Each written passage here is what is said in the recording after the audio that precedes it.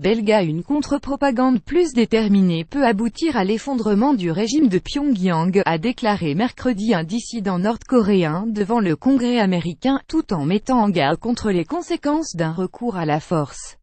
Thae Yong-go, l'une des plus hauts diplomates de Corée du Nord à avoir fait défection ces dernières années, a longuement répondu aux questions des membres de la Commission des Affaires étrangères de la Chambre des représentants, au moment où les ambitions nucléaires de son pays sont l'une des principales préoccupations internationales des États-Unis. Il a analysé les évolutions de son pays depuis l'arrivée au pouvoir de Kim Jong-un après la mort de son père Kim Jong-il fin 2011.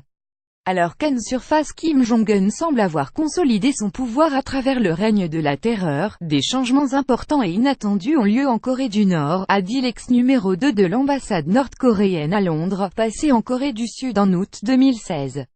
L'économie de marché se développe et, de plus en plus de monde s'y habitue, à tel point que, selon lui, le système économique socialiste étatique finit par tomber aux oubliettes.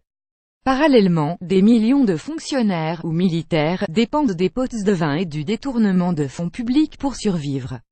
Les Nord-Coréens se moquent de la propagande mais regardent de plus en plus les films et feuilletons sud-coréens importés illégalement, a ajouté le dissident.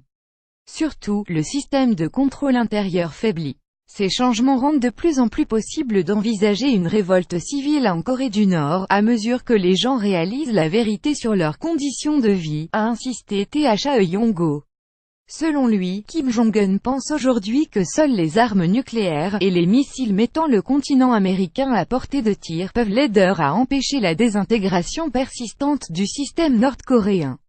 Il faut donc profiter de la situation actuelle, a-t-il plaidé devant les parlementaires américains, pour éduquer les Nord-Coréens afin qu'ils se soulèvent, en leur apportant de l'information depuis l'extérieur. Il a donc demandé aux États-Unis d'étudier toutes les options avant d'envisager un recours à la force, souvent menacé par le président américain Donald Trump.